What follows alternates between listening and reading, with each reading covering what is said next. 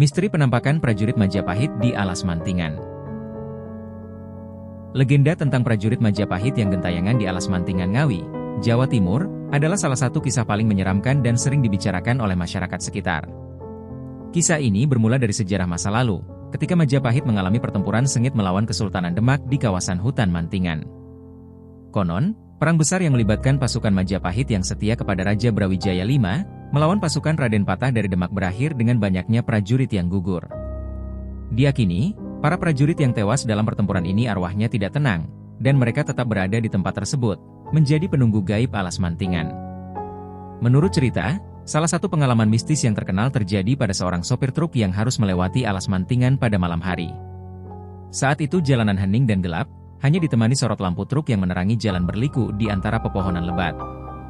Ketika sampai di sebuah tikungan tajam yang gelap, sang sopir melihat sosok besar berpakaian seperti prajurit Jawa kuno berdiri di tengah jalan. Sosok itu tampak memakai baju perang kuno, lengkap dengan tameng dan senjata khas prajurit Majapahit. Sopir itu menghentikan truknya, merasa kebingungan dan takut. Namun, saat ia memperhatikan lebih dekat, ia melihat bahwa sosok itu berdiri dengan tubuh yang tak sempurna, wajahnya penuh luka, dan salah satu lengannya tergantung seperti patah. Ketika sosok prajurit itu menoleh ke arah sopir, terlihat bahwa wajahnya kosong tanpa ekspresi, dan matanya tampak gelap tak bercahaya. Yang lebih menyeramkan, ia melihat bahwa sosok prajurit itu menenteng kepalanya sendiri, dengan darah yang tampak menetes. Ketakutan memuncak ketika sosok itu perlahan-lahan mendekati truk sambil mengulurkan tangannya. Sopir, yang sudah gemetar ketakutan, berusaha menyalakan kembali truknya yang tiba-tiba mati mendadak. Ketika ia mencoba melihat ke arah lain untuk mengalihkan perhatian, ia merasakan kehadiran sosok tersebut sudah berada di samping jendela truknya, berdiri memandangnya dalam diam. Sang sopir, dalam keadaan panik, mencoba membaca doa yang ia hafal, dan saat ia menoleh kembali, sosok itu telah menghilang. Tidak hanya sopir itu yang mengalami kejadian seperti ini. Seorang pengendara motor juga pernah bercerita tentang sosok yang terlihat berjalan pincang di tengah jalan.